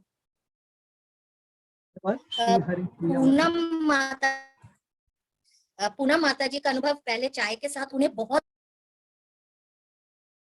दिन में 3-4-5 मन थी, परंतु जब से वो श्रीधाम वृंदावन की यात्रा करके आई तब ऑटोमेटिकली जब वहां उन्होंने चाय नहीं पी, उसके बाद आने के बाद अब वो नियमित रूप से अनजाने में ही उनको ऐसा लगने लग, चाय की कोई इच्छा ही नहीं होती, उन्होंने चाय टोटली छोड़ दी। तो अब उनकी इंद्रियां कृष्ण भावना भावित चुकी हैं और वो चाय कोई आकर्षण भी नहीं होता यदि वो दूसरों को भी पीते देखें तो। हरे कृष्णा। बहुत बहुत धन्यवाद श्री हरि प्रिया माता जी, पूनम माता जी। तो हरे कृष्णा। हरे कृष्णा प्रभु जी। हरे कृष्णा। प्रभु जी, क्या मुझे सारे डिवोटीज का बनना है? मैंने लिखा है वंदना माता जी का भी। नहीं, कोई कुछ जो भी आपको अच्छा लगे, 1-2 सैंपल बताइएगा बस, कोई नहीं। और मैं यहाँ पर मैसेज देख रहा हूँ तो शायद कृष्णा माता जी बता नहीं पाई, मे भी समय थोड़ा कम रहा रहेगा ब्रेकआउट रूम का। तो एक बार कृष्णा माता जी, आप शेयर करना चाहती हैं? हरे कृष्ण प्रभु जी। नहीं, कोई बात नहीं प्रभु जी, हमारे ग्रुप से तो 2-3 उदाहरण मिल चुके हैं। हाँ जी। ठीक। और माता जी, आपका नाम कृष्णा है क्या Karishma? How do you pronounce? Karishma. Karishma माता जी, ओके। हाँ जी। हरे कृष्णा। और ग्रुप 2 से भी? हरे कृष्णा प्रभु जी। हाँ, हरे कृष्ण। हरे कृष्ण प्रभु जी। तो हमारे ग्रुप से रजनी माता जी और जयमाला माता जी का जो अनुभव था इंद्रिय भोग, जिसमें वो भूल गए पूरी तरह, जब उन्होंने 18 दिन की जो भगवत गीता क्लास लेते हैं लेवल 1 के लिए, उन लोगों ने 2 महीना सक्सेसिव लिया, 18 दिन। तो during these 18 days they completely forgot their routine, और सोना भी उनको कम सोने मिल रहा है फिर भी उनको आनंद आ रहा है, और वो अपने इंद्रिय भोग को कम्प्लीटली भूल गए इन 18 दिनों में। ये उन दोनों का अनुभव था। मेरा अनुभव था, मेरी शेयरिंग थी, आरती माता जी ने अपनी शेयरिंग कर ली है, हमारे ही ग्रुप से थी वो। तो मेरा ऐसा शेयरिंग था कि इंद्रियों को नियंत्रित जो है असफल हो गया मेरा, क्योंकि हम कहीं बाहर जाते हैं, मेरे बच्चे हैं या फैमिली क्लोज्ड वंस हैं, तो बर्थडे पार्टी है कुछ है तो भी शेयर एक दूसरे के मुंह में कुछ कुछ डाल देते हैं खाने के लिए। सो इट सो हैपन्स, मतलब उनके फूड जो है लहसुन प्याज वाला है या झूठा है तो वो भी कंज्यूम हो जाता है। तो उस समय पे जो ये इंद्रियों को नियंत्रित असफल, तो मेरा ये एग्जाम्पल था। बस इतना ही है हमारा। बहुत बहुत धन्यवाद प्रगति श्री माता जी। थैंक यू प्रभु जी। अभी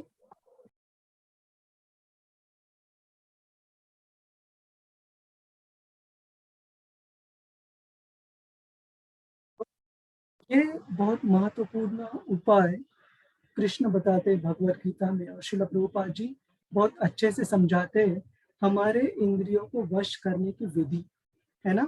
तो ये बहुत महत्वपूर्ण श्लोक है। आपके पास अपनी भगवत गीता है तो आप खोल सकते हैं,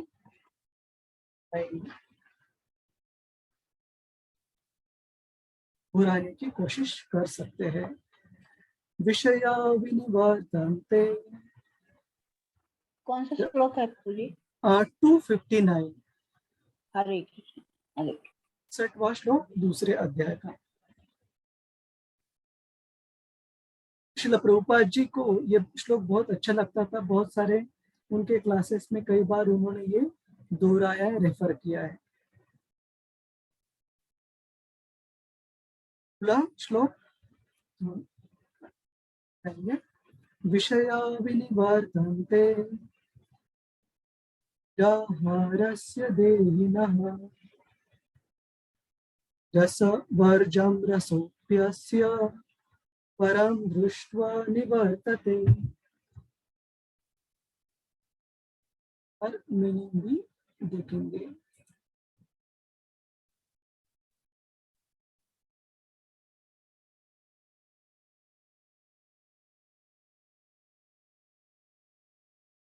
आपको स्क्रीन दिख रही है भगवत गीता यथारूप की? जी प्रभु जी।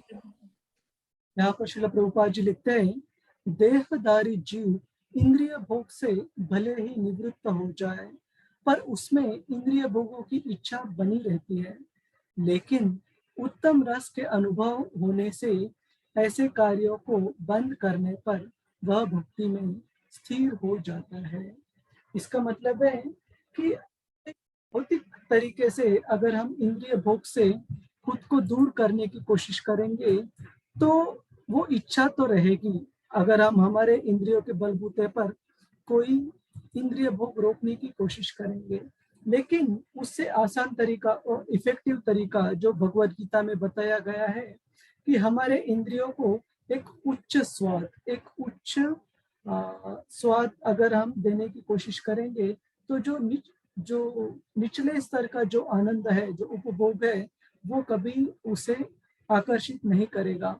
जैसे उदाहरण दिया जाता है, मैं ये उदाहरण हमेशा देता हूँ कि एक छोटा बच्चा जो रहता है, टॉडलर, एक रेंगता हुआ बच्चा, जब कभी कभी वो आंगन में जाकर मिट्टी खाता है और आप अगर डॉक्टर के पास लेके जाओगी तो डॉक्टर कहते हैं कि अलग अलग न्यूट्रिएंट्स की अगर कमी है बच्चे में, जैसे कैल्शियम कम है या कैल्शियम अगर कम है तो वो पेंसिल खाने लगता है, जो बोर्ड की चॉक पेंसिल रहती है।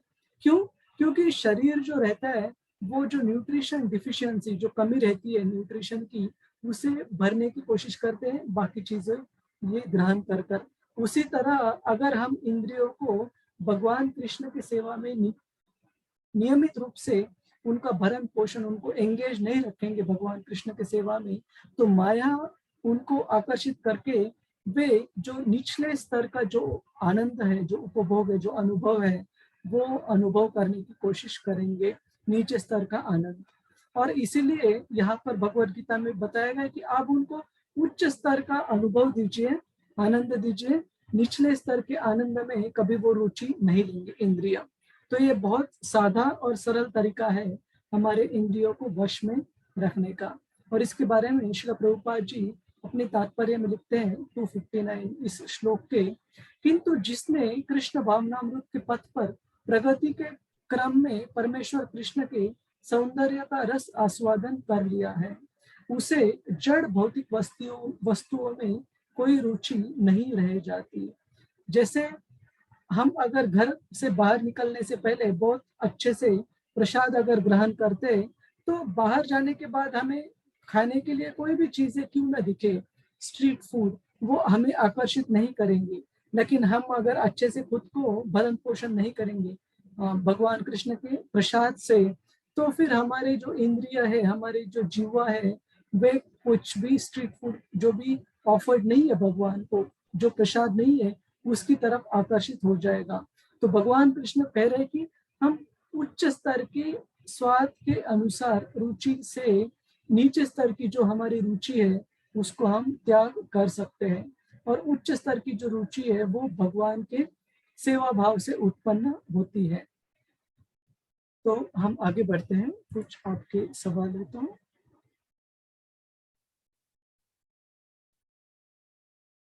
बहुत बहुत धन्यवाद श्री हरिप्रिया माता जी, हरे प्रगति श्री माता जी, आपने इतने अच्छे अनुभव शेयर किए। हरे कृष्णा प्रभु जी। हरे कृष्ण। प्रभु जी क्लास है इसकी 18 डेज वाली, तो अच्छा ठीक है। और आज मैं सोच रहा था, आज एकादशी है तो हमारे कई भक्तों का उपवास भी हो सकता है, और अभी जो पार्ट भाग जो शुरू होने वाला है वो एक अर्जुन की सेपरेट क्वेरी, सेपरेट जो नया प्रश्न है, तो हम यहीं पर आज की चर्चा कंक्लूड करते हैं, और ये जो अर्जुन का प्रश्न है इसको हम आगे की कक्षा से शुरू करते हैं। ठीक है रजनी माता जी। हरे कृष्ण प्रभु हरे जी। कृष्णा प्रभु जी। दंडवत प्रणाम। बहुत धन्यवाद आप सभी का, और भगवान श्री श्री राधा कृष्ण को भी मैं, राधा गोविंद जी को भी मैं प्रणाम अर्पण कर पाऊंगा कि मुझे शक्ति दी आज के दिन में भी। बहुत अच्छा लगा आपसे चर्चा करने से। प्रभु जी आपको भी दंडवत प्रणाम और बहुत बहुत धन्यवाद, इतने अच्छे से ये सारे जितने भी कठिन विषय लगते थे पहले सुनने में, पर गीता आप जिस तरह से आपको इतने शांति से, इतने विस्तार से, इतनी डेप्थ में, कि उससे हमारा ज्ञान तो बढ़ ही रहा है परंतु हमें से जीवन में आत्मसात करने के लिए भी बहुत प्रेरणा मिलती है। हरे कृष्णा। माता जी बहुत बहुत धन्यवाद। और आप सभी भक्तों का कोई और प्रश्न रहा आज की चर्चा में तो आप ग्रुप पर पिंग कर सकते हैं, या ग्रुप पर अगर पिंग करने में आपको संकोच हो रहा है तो 1 to 1 भी पिंग कर सकते हैं। और मैं क्षमा चाहता हूँ, आपके कुछ मैसेजेस रिप्लाई करने में मुझे थोड़ी देरी होती है, तो कृपया फिर से एक बार रिमाइंड कीजिएगा अगर कोई मैसेज पे आपको उत्तर नहीं मिलता। हरे कृष्णा प्रभु जी। हरे कृष्ण माता जी। प्रभु जी ये पूछना था कि जो क्वेश्चन का जो हमने आंसर दिए हैं तो वो सही है बिल्कुल उसी के तो उसका इवेल्युएशन अभी चल रहा है माता जी, आपको 1 to 1 डिटेल फीडबैक भी मिलेगा व्हाट्सएप पर, बट जो अभी तक मैंने रिव्यू किए काफी अच्छे से उत्तर लिखे, तो आपको वीकेंड तक फीडबैक मिल जाएगा इसका। हरे कृष्णा। ठीक है, ठीक है, धन्यवाद। वंचा कल्पतरुभ्यश्च कृपा सिन्धुभ्य च पतितानां पावनेभ्यो वैष्णवेभ्यो नमो नमः। हरे कृष्ण। हरे कृष्ण प्रभु जी, हरे दंडवत कृष्णा प्रणाम। हरे कृष्ण प्रभु जी। हरे कृष्णा प्रभु जी, दंडवत प्रणाम। सभी भक्तों हरे को हरे कृष्ण प्रभु जी। कृष्णा। दंडवत थैंक यू प्रणाम। प्रभु जी, थैंक यू हरे कृष्णा प्रभु जी, दंडवत प्रणाम। हरे कृष्ण प्रभु जी। दंडवत प्रणाम।